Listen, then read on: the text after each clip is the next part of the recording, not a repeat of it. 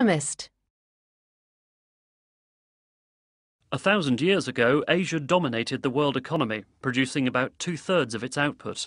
Western Europe was far behind, and the economy of what's now the United States barely existed.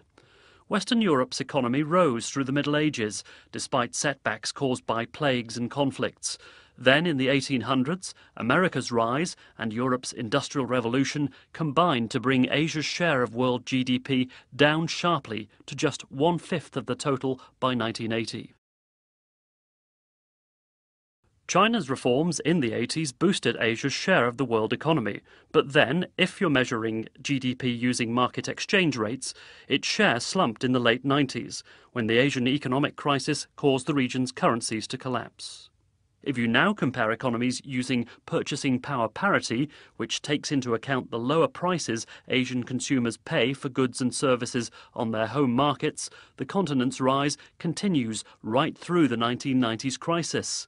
Using this more realistic way of measuring GDP, Asia will produce about a third of the world's output this year. Asian countries built up their reserves of foreign currency after the 1990s crisis, especially China.